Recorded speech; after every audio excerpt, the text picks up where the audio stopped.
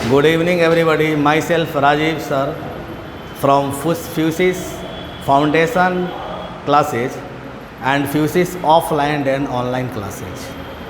हमने फाउंडेशन इसलिए जोड़ दिया क्योंकि सिर्फ सिलेबस की स्टडी हम लोग नहीं करेंगे, सिलेबस के साथ साथ कुछ एडवांस टॉपिक का भी हम लोग रिलेटेड टॉपिक का भी स्टडी करेंगे। क्लियर?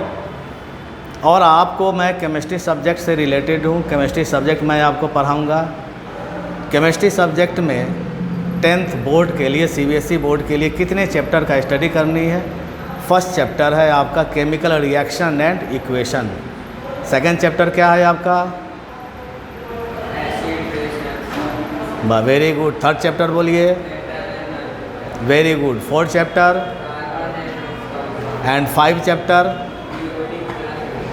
यानी 5 चैप्टर हमें इस केमिस्ट्री सब्जेक्ट में पढ़नी है। इस 5 चैप्टर में आपका सेकंड लास्ट चैप्टर जो है वो और लास्ट चैप्टर हम लोग एडवांस में स्टडी करेंगे। क्लियर? 11-12 का टॉपिक भी हम लोग उसमें जोड़ेंगे। तो चैप्टर 1 आपका है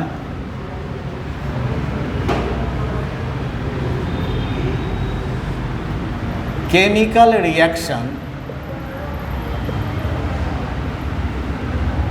एंड इक्वेशन।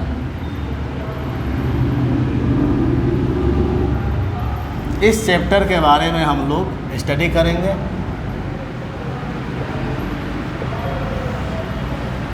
इस चैप्टर में 2 पार्ट आते हैं। एक पार्ट क्या है?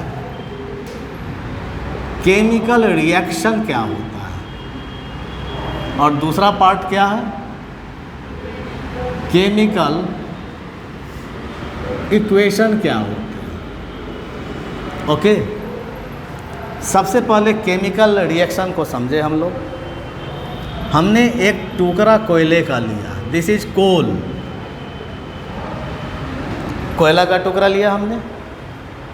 इस कोयले के टुकड़े किस चीज़ के बने हुए हैं? इसके कंटेंट्स क्या हैं? तो इसके कंटेंट्स कार्बन है, यानी कार्बन पार्टिकल का ये बना हुआ सब्सटेंस है। क्लियर? अब हमने क्या किया? इस सब्सटेंस को बर्न किया, जलाया। तो जलने के लिए इसे क्या चाहिए? कौन सा गैस? सपोर्टिंग गैस चाहिए, ऑक्सीजन गैस सपोर्टिंग गैस चाहिए। और ये कोल जलने लगे। जल करके ये क्या दिए? कार्बन डाइऑक्साइड गैस, और साथ ही साथ क्या दिए? एनर्जी दिए। दिस एनर्जी में भी लाइट एनर्जी और हीट एनर्जी। ओके, कोई प्रॉब्लम यहाँ पे? यानी कि when coal burns in the presence of oxygen to produce carbon dioxide as well as energy. कोई प्रॉब्लम है इसमें? When coal burns in the presence of oxygen to produce carbon dioxide gas and energy। अब क्या हुआ कि ये जो statement है, इस स्टेटमेंट को क्या बोला गया? केमिकल रिएक्शन बोला गया। भाई क्यों केमिकल रिएक्शन बोला गया? तो इस प्रोसेस में जिस सब्सटेंस को हम बर्न आउट कर रहे हैं, उस सब्सटेंस की आइडेंटिटी कंप्लीटली समाप्त हो गई, डिस्ट्रॉय हो गया। और नया जो सब्सटेंस बना, ये नए सब्सटेंस नए आइडेंटिटी के साथ इनका निर्माण हुआ। तो इसमें केमिकल रिएक्शन क्यों बोला गया? क्योंकि इसमें केमिकल चेंज हुए, इसके फॉर्मूलेशन में चेंज हुए। कोयला जो था सिर्फ कार्बन कंटेंट्स थे, और जले तो ऑक्सीजन की उपस्थिति में। तो ऑक्सीजन और कार्बन दोनों मिल करके क्या बना दिया? और एनर्जी बनाया। क्या हम कार्बन डाइऑक्साइड और एनर्जी को एक कंटेनर में डाल करके हम उसको फिर से जोड़ना चाहेंगे, तो जुड़ के क्या हमें कोल प्राप्त होगी? नहीं होगी। इसका मतलब क्या हुआ कि केमिकल रिएक्शन क्या हुआ? तो वह प्रोसेस, वह केमिकल प्रोसेस जिसमें सब्सटेंस के फॉर्मूलेशन में चेंजिंग आ जाए। इसका फॉर्मूलेशन कार्बन कंटेंट्स का था, इसमें चेंजिंग हो जाए, यानी इसकी आइडेंटिटी कम्प्लीटली समाप्त हो गई और जो नए सब्सटेंस बने, नए फॉर्मूलेशन के साथ बना, नया फार्मूला बना, तो नए आइडेंटिटी के साथ बना, उस प्रोसेस को हम क्या नाम देंगे? केमिकल रिएक्शन देंगे। What do you know about chemical reaction? What do you know about chemical reaction? हम इस स्टेटमेंट के आधार पे खुद से हम केमिकल रिएक्शन का हम डिफिनीशन बना सकते हैं। यानी केमिकल रिएक्शन वह केमिकल प्रोसेस होते हैं जिसमें सब्सटेंस रिएक्शन करके प्रोडक्ट का निर्माण करते हैं। तो वह सब्सटेंस जो रिएक्शन कर रहे हैं उसकी आइडेंटिटी कम्प्लीटली समाप्त हो जाती है और नया जो सब्सटेंस एज ए प्रोडक्ट के रूप में मिलता है वो नए आइडेंटिटी के साथ मिलता है। इस केमिकल प्रोसेस को हम क्या कहेंगे? केमिकल रिएक्शन के नाम से जानेंगे। ओके, यानी केमिकल रिएक्शन क्या हुआ? The chemical process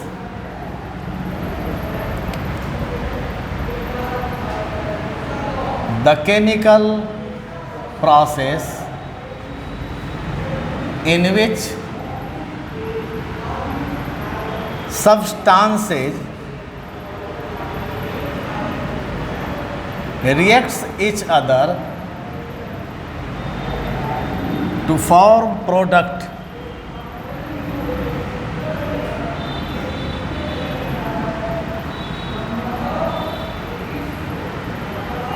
in such chemical process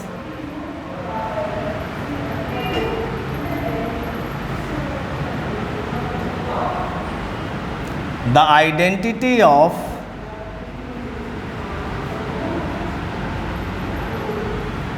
reacting substances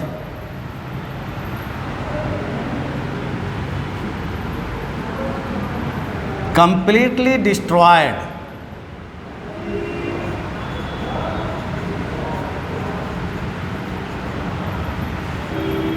okay जो कोल था उसकी आइडेंटिटी कंप्लीटली डिस्ट्रॉय हो गई and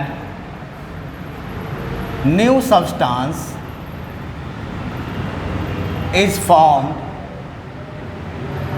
with new identity.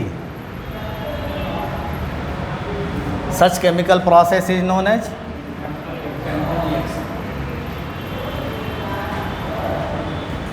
Chemical reaction. यानी कि रिएक्शन करने वाले जो सब्सटेंस होंगे उस सब्सटेंस का फॉर्मूलेशन कम्प्लीटली चेंज हो जाएगा। कोयले का फॉर्मूलेशन कम्प्लीटली चेंज हो गए और नए सब्सटेंस जो बने वो नई आइडेंटिटी के साथ बने। इस पूरे कंप्लीट प्रोसेस को हम किस नाम से जानेंगे? केमिकल रिएक्शन के नाम से जानेंगे। कोई दिक्कत? अब भाई केमिकल रिएक्शन तो हो गया, तो केमिकल इक्वेशन क्या होता है उसको हम लोग समझे।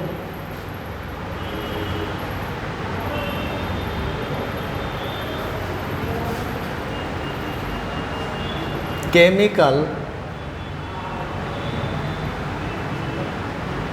इक्वेशन क्या होता है?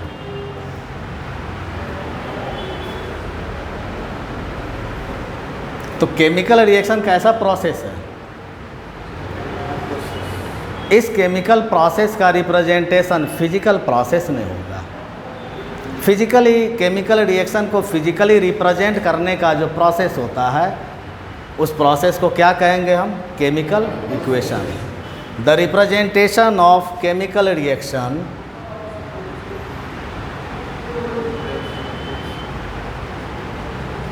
the representation of chemical reactions in the formulation balanced formulation form to follow the law of conservation of mass is known as, उसी रिप्रेजेंटेशन को हम क्या कहेंगे? केमिकल इक्वेशन के नाम से जानेंगे। यानी केमिकल रिएक्शन का जो फिजिकल रिप्रेजेंटेशन हो जाएगा फॉर्मुलेशन फॉर्म में, हम उसे ही क्या कहेंगे।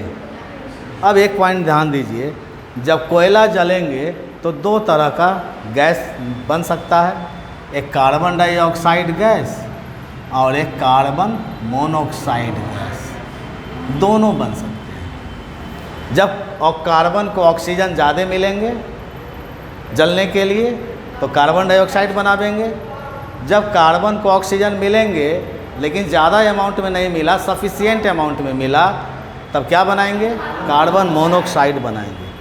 तो अब इस केमिकल रिएक्शन का रिप्रेजेंटेशन केमिकल इक्वेशन कहलाएगा, और वो केमिकल इक्वेशन होना चाहिए बैलेंस्ड फॉर्म में, ताकि वो किसको फॉलो कर सके, law of conservation of mass. Last time आपने लास्ट क्लासेज में लॉ ऑफ कंजर्वेशन ऑफ मास का स्टडी किया है, डाल्टन्स का एटॉमिक मॉडल का स्टडी किया है। तो law of conservation of mass resemble with the Dalton's atomic model का वह कौन सा लॉ है जिसे वो रिसेंबल करता है,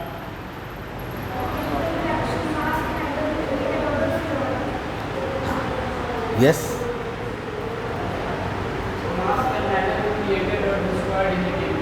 ये तो डाल्टन साहब ने नहीं बोला, ये तो लॉ ऑफ कंजर्वेशन ऑफ मास में आता है। अब देखो, पहले इस चीज़ को समझो केमिकल रिएक्शन को, फिर हम law of conservation of mass और डाल्टन्स का वह थ्योरी जो law of conservation of mass को रिसेंबल करता है, दोनों थ्योरी में क्या अंतर है, दोनों थ्योरी में क्या सिमिलरिटीज़ है, उसका भी हम लोग स्टडी करेंगे। पहले आप उसका रिप्रेजेंटेशन देखिए क्या कह रहा है फॉर्मुलेशन फॉर्म में ना। फॉर्मुलेशन फॉर्म का मतलब क्या हो गया, फार्मूला के फॉर्म में रिप्रेजेंट करने का।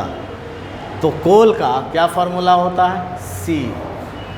जलने के लिए सपोर्टिंग गैस क्या चाहिए, ऑक्सीजन, और ऑक्सीजन की उपस्थिति में ये जल करके क्या बनाए, कार्बन डाइऑक्साइड गैस बनाए, और साथ ही साथ क्या प्रोड्यूस किए, एनर्जी प्रोड्यूस किए। अब यहाँ पे कार्बन कितने एटम है, यहाँ पे कार्बन कितने हैं, ऑक्सीजन कितने हैं, यहाँ भी ऑक्सीजन 2 है।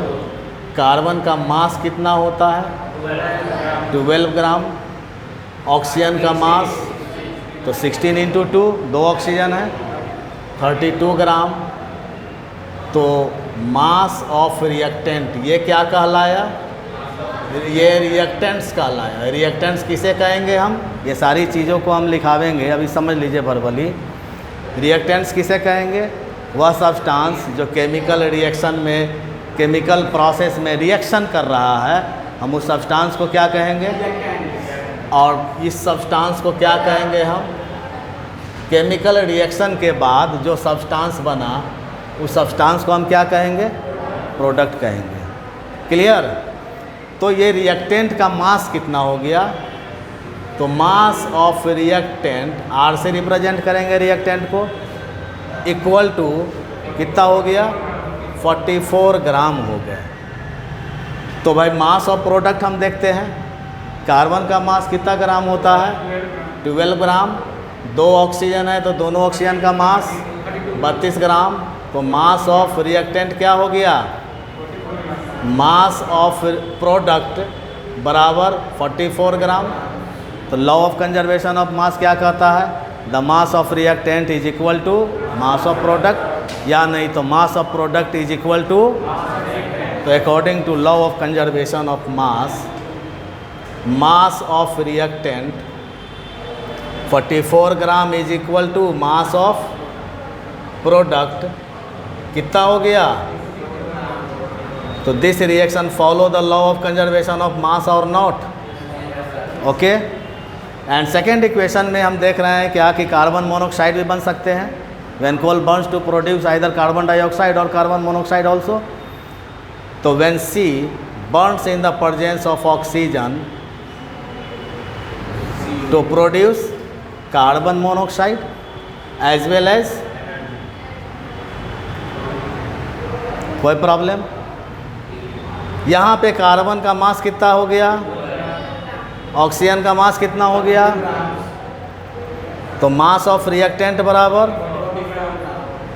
मास ऑफ रिएक्टेंट बराबर 44 ग्राम, ओके।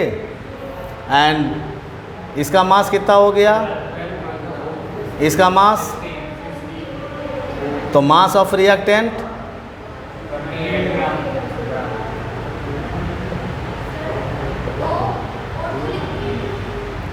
क्यों लिखूं मैं, कार्बन मोनोऑक्साइड प्रोड्यूस कर रहा हूं, नॉट कार्बन डाइऑक्साइड।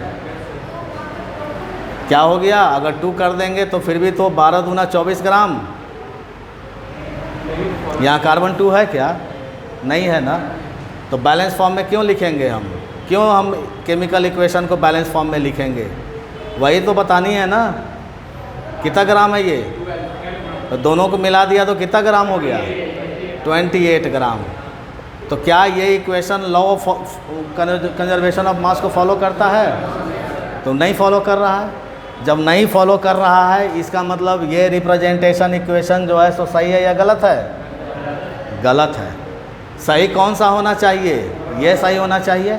तो हम क्या बोलते हैं, representation of chemical reaction in the balanced formulation form, balance formulation form में राइट करेंगे ताकि वो equation law of conservation of mass को फॉलो कर सके। कोई प्रॉब्लम आएगा क्या, तो यहाँ पे हमने क्या देखा, मास ऑफ रिएक्टेंट बराबर 44 ग्राम और मास ऑफ प्रोडक्ट भी 44 ग्राम।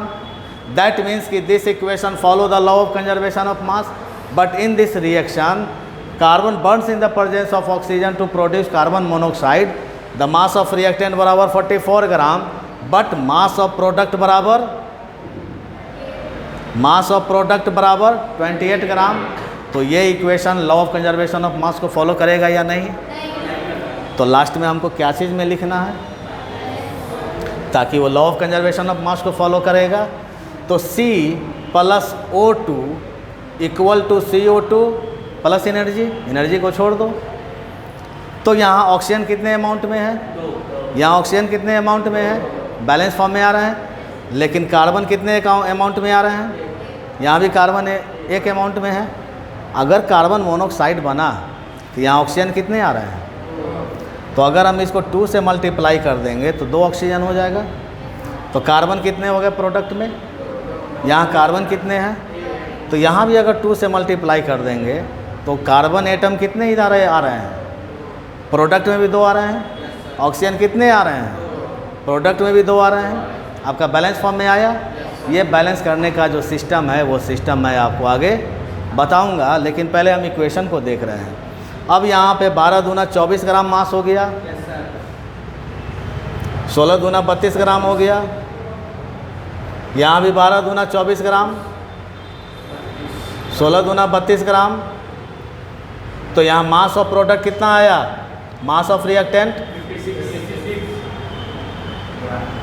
मास ऑफ रिएक्टेंट बराबर 56 gram and mass of product बराबर 56 ग्राम। दैट मीन्स कि अब ये equation follow the law of conservation of मास।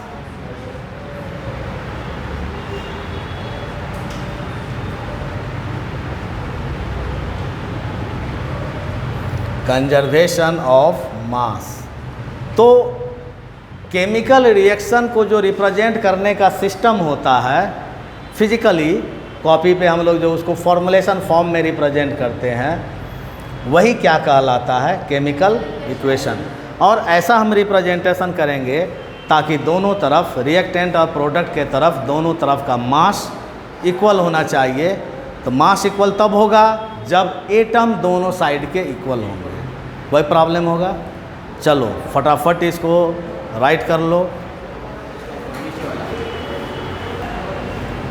अब कुछ हम एक्सपेरिमेंट केमिकल इक्वेशन और केमिकल रिएक्शन के बारे में कुछ और भी एग्जाम्पल के रूप में समझें। इसको लिख लिए आप लोग।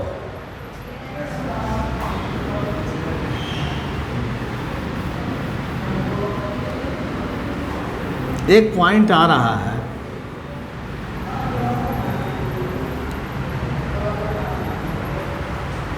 कि यहाँ पे जो रिएक्शन हुआ तो इसमें क्या निकला, गैस निकला, इवोल्यूशन ऑफ गैस हुए। इस रिएक्शन में क्या निकल रहा है, कार्बन डाइऑक्साइड या नहीं तो कार्बन मोनोऑक्साइड गैसियस फॉर्म में निकल रहा है ना। This is the characteristic of chemical reaction. बात समझ में आ रहा है ना? तो कैरेक्टरिस्टिक का भी हम लोग स्टडी करेंगे कि कैसे समझेंगे कि कोई भी रिएक्शन केमिकल रिएक्शन हुआ, तो उसको समझने का क्या है प्रोसेस, क्या एग्जांपल्स है, उसके बारे में हम लोग स्टडी करेंगे। लेकिन अब पहले कुछ हम रिएक्शन के और इक्वेशन के बारे में थोड़ी सी और एग्जांपल के तौर पे स्टडी करें। जैसे सेकंड एग्जांपल आपको कह रहा है, when baking soda is heated to produce sodium carbonate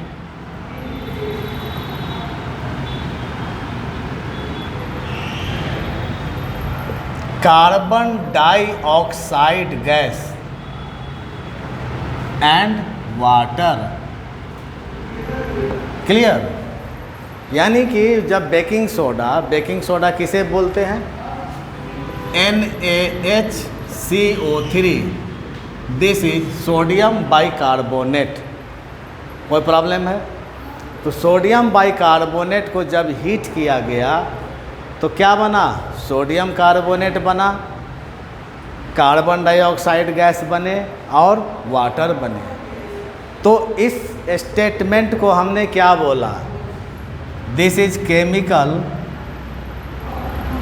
reaction. और इस केमिकल रिएक्शन को बैलेंस फॉर्मूलेशन फॉर्म में राइट करेंगे तो वो रिप्रेजेंटेशन क्या कहलाएगा? Chemical equation. तो आपने क्या किया? सोडियम बाइकार्बोनेट को आपने हीट कर दिया। This is the sign of heat, mark है हीट का। हीट किया तो क्या बना? सोडियम कार्बोनेट Na2CO3 प्लस क्या बना? कार्बन डाइऑक्साइड एंड क्या बने? वाटर बने। तो यहाँ पे एक प्रश्न उठता है कि यह रिएक्टेंट है, तो डाल्टन साहब का क्या कहना है? According to Dalton,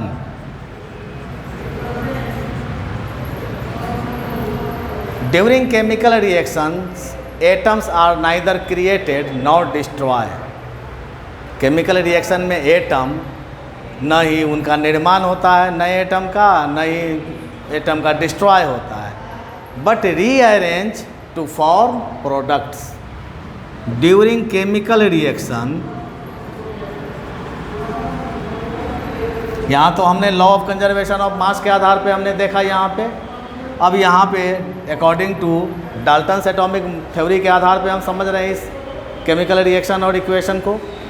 during chemical reaction atoms are neither created nor destroyed but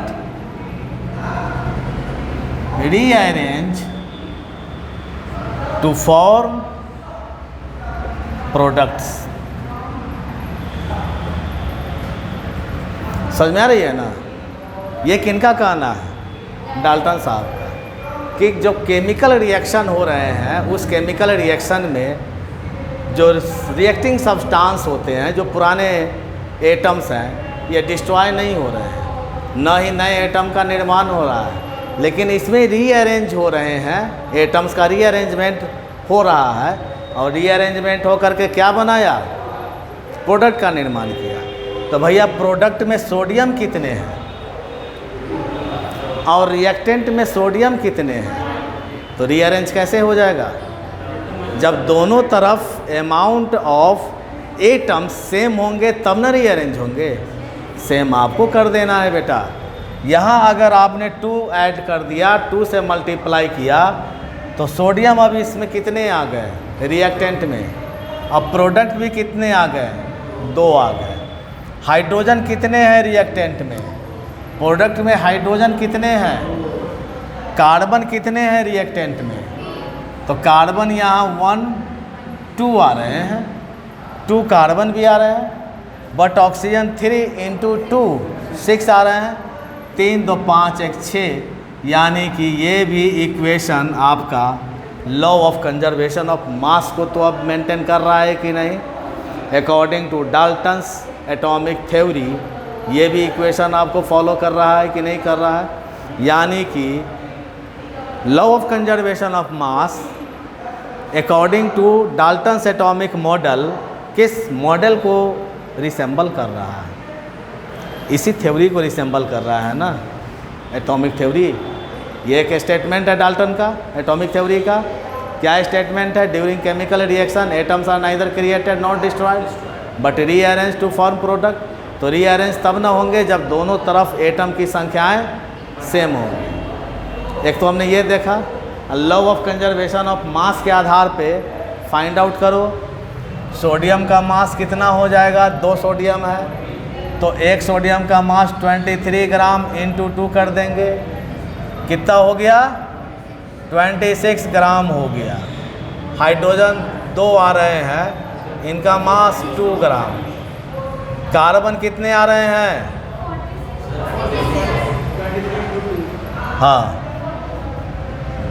carbon कितने आ रहे हैं? 2 आ रहे हैं ना, तो 12 गुना 2, यानी कि इनका ये मास 24 ग्राम। सारे के मास को हम जोड़ देंगे। ऑक्सीजन का मास कितना हो जाएगा?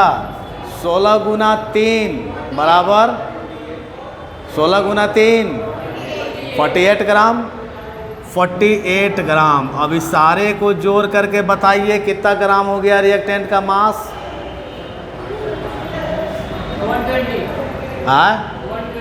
120 ग्राम आया।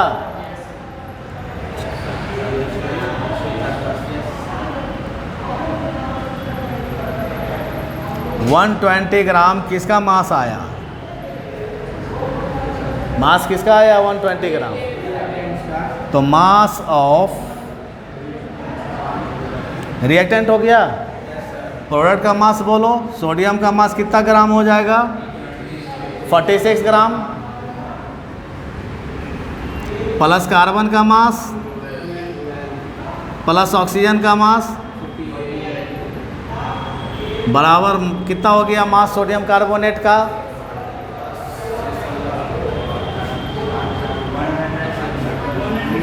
106 ग्राम। कार्बन डाइऑक्साइड का मास देखो कितना दिया गया है? 44 ग्राम। और वाटर का मास 18 ग्राम। 16 + 2। अब इसको जोड़ो पूरे मास को तो कितना आ रहा है? मास ऑफ प्रोडक्ट कितना आया? हाँ, मास ऑफ प्रोडक्ट बराबर 168 आया। तो कैसे ये तुम्हारा मास सही हो गया?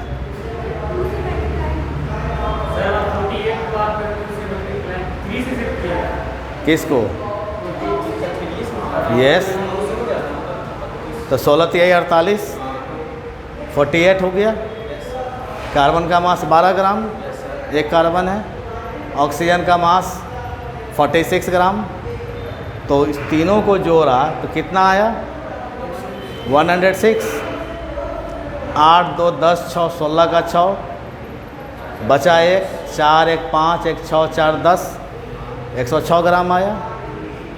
कार्बन का मास 12 ग्राम। ऑक्सीजन का मास 32 ग्राम। 12 32 44 ग्राम। हाइड्रोजन का मास 2 ग्राम। ऑक्सीजन का मास 16 ग्राम 18 ग्राम। जब आपने इस सारे को जोड़ा तो फिर टोटल मास ऑफ प्रोडक्ट कितना आया? 8 4 12 अच्छा 18 का 8 बचा 1 4 1 5 6 और 1 168 ग्राम हुआ। यानी कि हमको इसी में जोड़ने में गड़बड़ी हुई है। तो 3 दूना 6 हो गया ना। हाँ, तो 16 इंटू बराबर 96। अब आप जोड़िए तो कितना आ रहा है?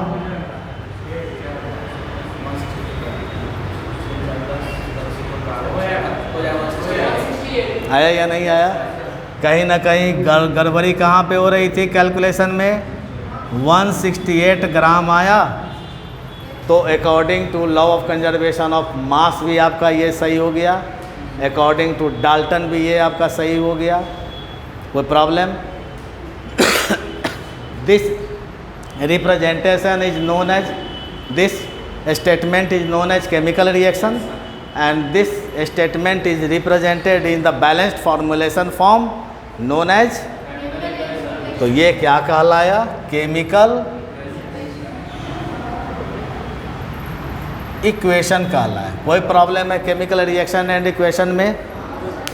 चलिए नेक्स्ट हम लोग स्टडी कर रहे हैं कि कैरेक्टरिस्टिक ऑफ केमिकल रिएक्शन के क्या कैरेक्टरिस्टिक है, कैसे हम समझेंगे कि केमिकल रिएक्शन हुए हैं। तो इसको समझने के लिए हम लोग अब नेक्स्ट पॉइंट की तरफ मूव कर रहे हैं, characteristic of chemical reaction.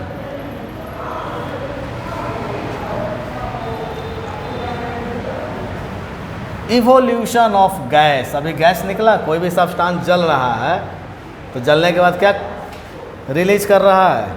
Gas release कर रहा है। तो evolution of gas is the characteristic of chemical reaction या नहीं? तो पहला कैरेक्टरिस्टिक ऑफ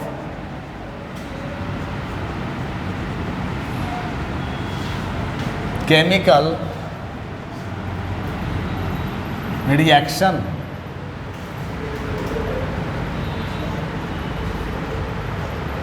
अब इस केमिकल रिएक्शन के कैरेक्टरिस्टिक कितने हैं?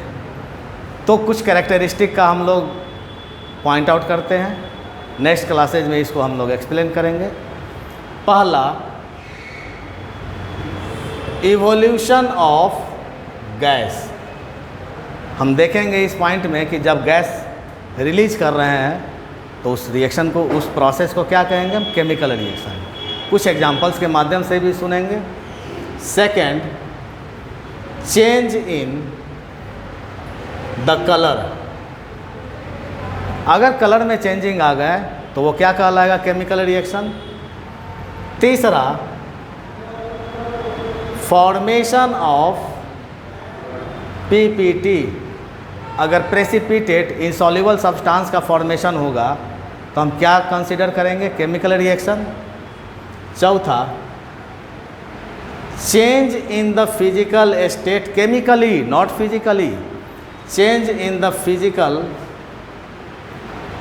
स्टेट केमिकली, इसको भी हम क्या कंसीडर करेंगे? Chemical reaction. 5 point, change in the temperature, ये सारे 5 पॉइंट का हम लोग अलग अलग स्टडी करेंगे, कैसे हम इवोल्यूशन ऑफ गैस को कंसीडर करेंगे chemical reaction. Change, colour change कर गया सब्सटेंस का तो हम कैसे कंसीडर करेंगे केमिकल रिएक्शन। पीपीटी का फॉर्मेशन हुआ तो हम कैसे समझेंगे। फिजिकल स्टेट में चेंजिंग आ गई केमिकली तो हम कैसे कंसीडर करेंगे। और last, change in the temperature हम कैसे कंसीडर करेंगे। ओके, आज की क्लास मैं यहीं पे समाप्त कर रहा हूँ। नेक्स्ट क्लासेज में फिर मैं इसी चीज़ से रूबरू होंगे। तब तक के लिए गुड बाय।